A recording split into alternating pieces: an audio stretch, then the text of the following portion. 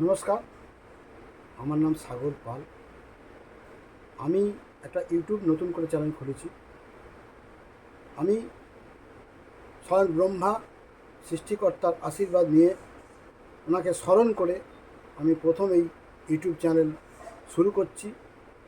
এই ইউটিউব চ্যানেলে আমি আপনাদের আশীর্বাদ সহযোগিতা সম্পূর্ণভাবে আমি কামনা করি।